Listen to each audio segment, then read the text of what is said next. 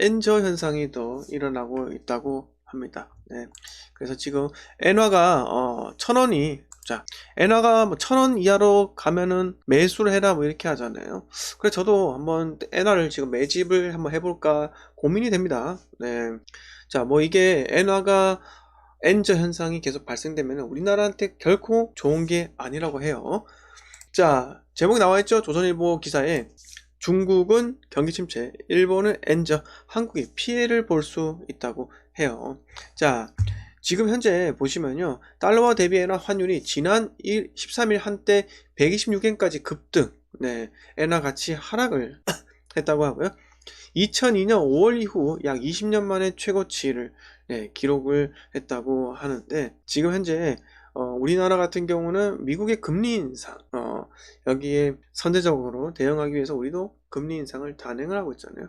그런데 일본 같은 경우는 만약에 기준금리를 이렇게 인상을 하게 되면은 인플레이션 보다는 이 디플레이션, 물가 지속적 하락 가능성이 매우 크다라고 판단을 했기 때문에 지금 현재 일본에서는 기준금리 인상을 전혀 검토하지 않고 있다고 합니다. 자, 그런데 엔저가 계속해서 이어지게 된다면은 일본 수출품의 가격 경쟁력이 높아지기 때문에 이 우리나라의 이 수출 기업들의 약세로 갈 수도 있다고 합니다. 그래서 정말 이게 세계 경제가 정말 복잡한 것 같아요. 뭔가 하나 뭐 러시아 우크라이나 사태 터지고 뭐 그 전에는 미중 무역 전쟁이 뭐 일어나고 또 중국이랑 호주랑 대판 싸우고 중국에서 또 1대1로 해가지고 뭐 유럽 동유럽 뭐 서유럽 할 거 없이 뭐 전부 다 아프리카까지 해가지고 전부 다 이렇게 뭐 항구나 뭐 지어주고 다 뺏고 있죠.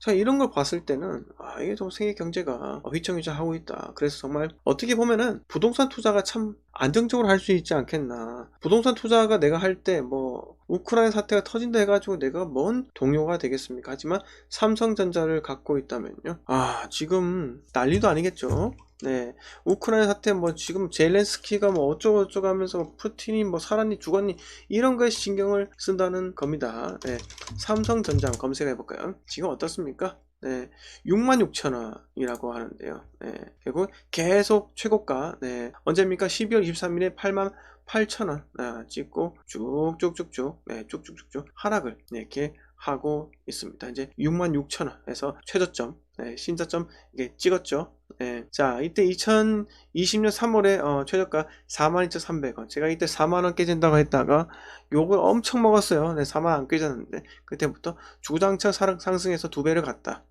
사람들은 이것 때문에 그렇게 이야기하는데 저는 이때도 집을 사라 여러분들 집 사야 됩니다 이렇게 이야기를 했어요. 저도 이때 2020년도에도 집을 또 샀고요.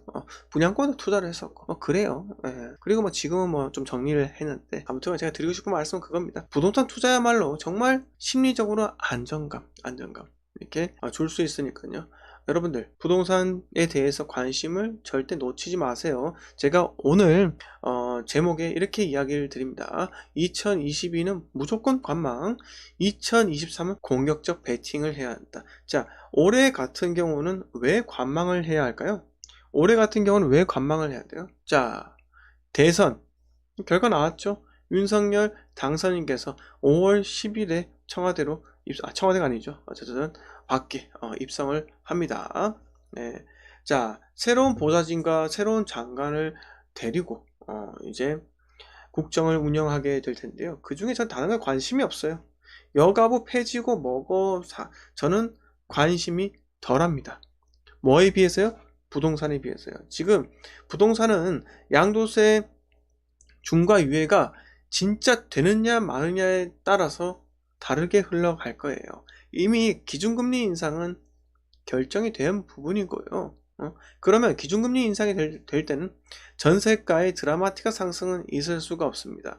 그동안은 이 소유자가 시장에 나 전세가 이 정도 받아야 돼요 이렇게 제시를 하면은 그게 시장에서 시세로 형성이 되고 실거래가로 찍히게 된다는 겁니다. 네. 하지만 자, 그렇게 되었지만은 이제는 그렇지 않다는 거예요. 왜?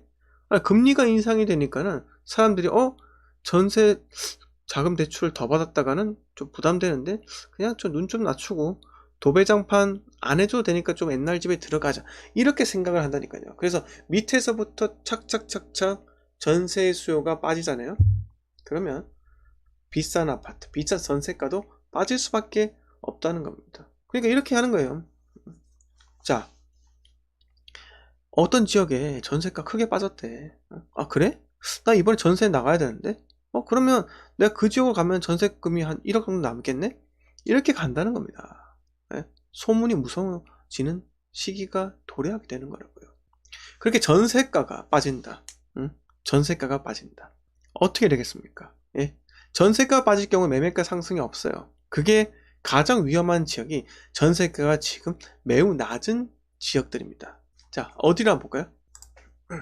우선 인천에 부천 볼까요? 자, 부천의 전세 가격이 어떨까요? 자, 부천의 입주 연차가 뭐 한 10년 정도를 한다 볼까요?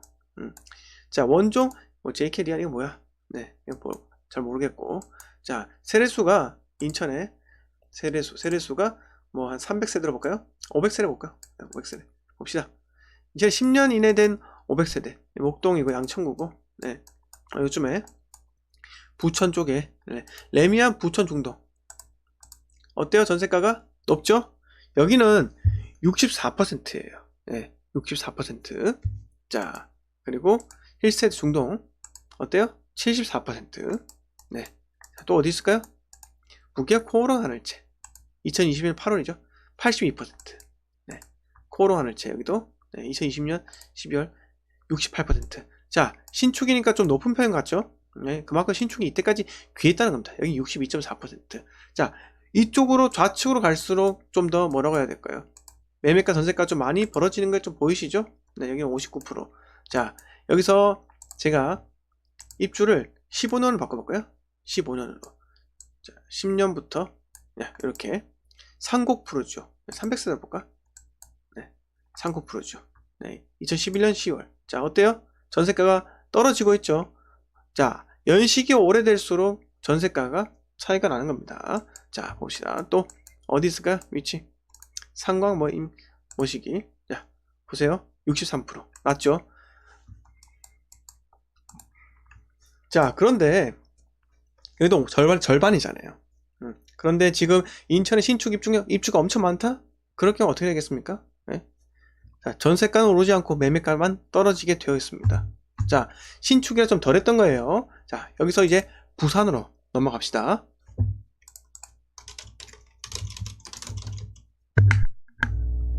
자, 부산의 가장 유명한 아파트 중 하나. 자, 2014년 11월에 지어진 광안 쌍용회갑니다. 어때요?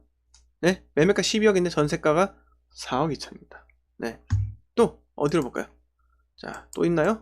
여기 다 오래돼가지고. 더샵 센텀. 네, 어때요? 반밖에 안 되죠? 반밖에 안 돼요. 자, 39평 볼까요? 요건 좀 되네요. 60%. 네, 60%. 자, 여기 다 오래되었고.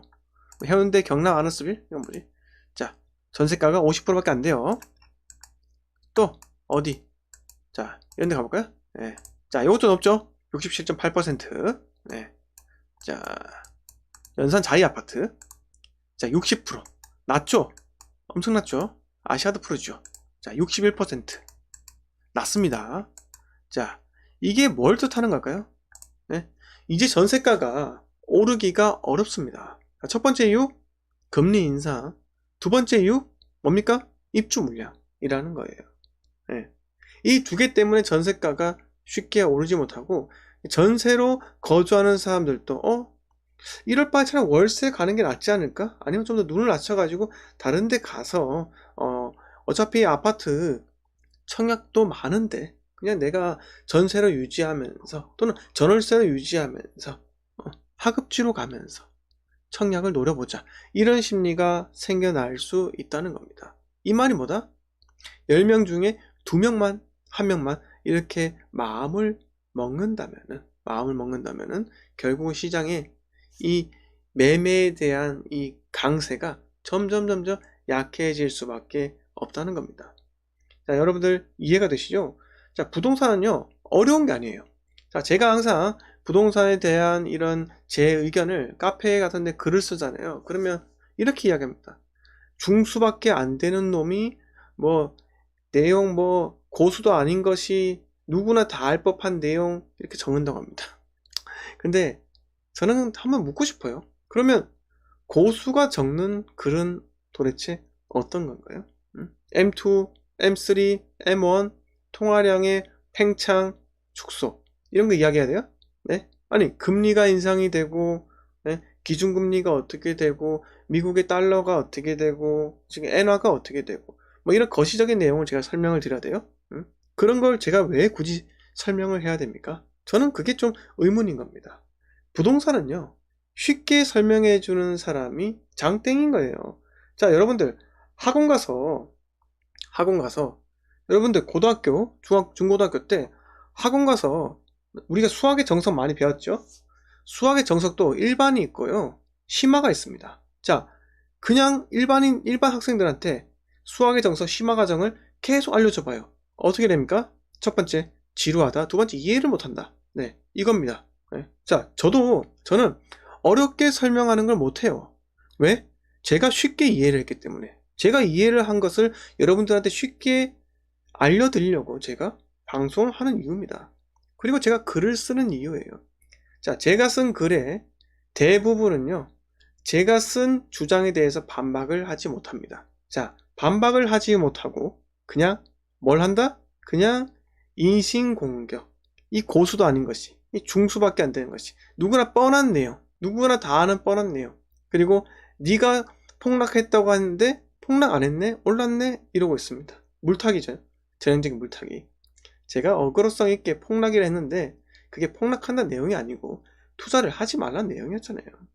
다른 쪽에 투자를 하라고. 근데 오늘 어떤 분이 댓글에 그분 이야기 해드릴게요. 자, 협성 이거. 자, 부산에 제가 부산 폭락이라는 글을 영상을 올린 적이 있어요. 부산에 폭락이 온다는 말이 아니고 부산에 2021년부터는 투자를 하지 마라.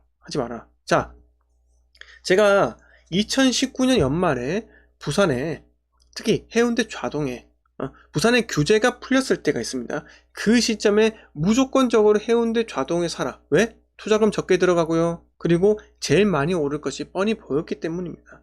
그때는 그걸 사라고 했어요. 그때는 부산을 사라. 무조건 사라. 그런데 제가 21년 초 들어서서 부산을 사지 말라고 했습니다. 이미 갖고 있는 사람들한테 그런 말이 아니라 폭락을 한다고 그 말이 아니라 제가 드리고 싶은 말씀은요. 이제 진입하는 사람들 기다려라. 기다려라. 더 싸게 살 수 있는 때가 오고 그리고 더 중요한 거는 광주광역시를 사야 한다. 이 말이에요. 제가 실거주 소유자한테 항상 이런 얘기를 합니까? 저는 대부분 투자자한테 이런 얘기를 하는 거예요.